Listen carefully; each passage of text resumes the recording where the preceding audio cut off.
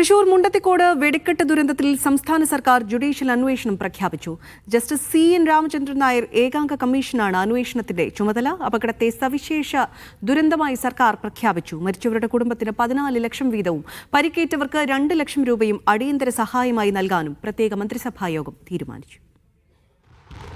തൃശൂർ വെടിക്കെട്ടുപുര അപകടം സംസ്ഥാന സവിശേഷ ദുരന്തമായി പ്രഖ്യാപിക്കാനാണ് പ്രത്യേക മന്ത്രിസഭായോഗം തീരുമാനിച്ചത്. Justice CN Ramachandran Nair commission അപകടം അന്വേഷിക്കും. ടേംസ് ഓഫ് റഫറൻസ് തീരുമാനിച്ച് വിശദമായ ഉത്തരവ് പിന്നീട് പുറത്തിറക്കും. മരിച്ചവരുടെയും പരിക്കേറ്റവരുടെയും കുടുംബത്തിന് ധനസഹായം നൽകാൻ മന്ത്രിസഭ തീരുമാനമെടുത്തു. മരിച്ച ആളുകളുടെ ആശ്രിതർക്ക് സംസ്ഥാന ദുരന്ത പ്രതികരണ നിധിയിൽ നിന്ന് 4 ലക്ഷം രൂപയും മുഖ്യമന്ത്രിയുടെ ദുരിതാശ്വാസ നിധിയിൽ നിന്ന് 10 ലക്ഷം രൂപയും അടക്കം 14 ലക്ഷം രൂപ നൽകാൻ വേണ്ടിയാണ് നിശ്ചയിച്ചിട്ടുള്ളത്. പരിക്കേറ്റവർക്ക് ദുരന്ത പ്രതികരണ നിധി പ്രകാരം അനുവദനീയമായ തുക ലഭ്യമാകും. പൂരം നടത്തിപ്പുമായി ബന്ധപ്പെട്ട് നാളെ യോഗം ചേരുമെന്ന് ദേവസ്വം മന്ത്രി അറിയിച്ചു.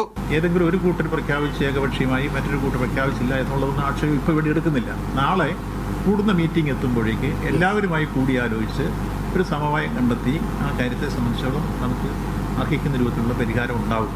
പരിക്കേറ്റവർക്കുള്ള 6 മാസത്തേക്കുള്ള ചികിത്സാ ചെലവ് സർക്കാർ ഏറ്റെടുക്കും. സർക്കാർ സ്വകാര്യ ആശുപത്രികളിലെ ചെലവിനായി മുഖ്യമന്ത്രിയുടെ ദുരിതാശ്വാസ നിധിയിൽ നിന്നും പണം അനുവദിക്കും. 6 മാസത്തിലധികം ചികിത്സ വേണമെങ്കിൽ മെഡിക്കൽ ബോർഡിന്റെ ശുപാർശയുടെ അടിസ്ഥാനത്തിൽ സ്വകാര്യ ആശുപത്രികളിലെ ചികിത്സാ ചെലവ് മുഖ്യമന്ത്രിയുടെ ദുരിതാശ്വാസ നിധിയിൽ നിന്ന് അനുവദിക്കാനും തീരുമാനിച്ചു. തെരച്ചിലിനും രക്ഷാപ്രവർത്തനങ്ങൾക്കുമായി സ്വകാര്യ വ്യക്തികളുടെ മതിൽ പൊളിക്കുകയും വയൽ നികത്തുകയും ചെയ്തിട്ടുണ്ട്.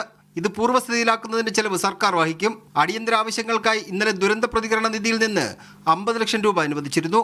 മീഡിയ 1 തിരുവനന്തപുരം.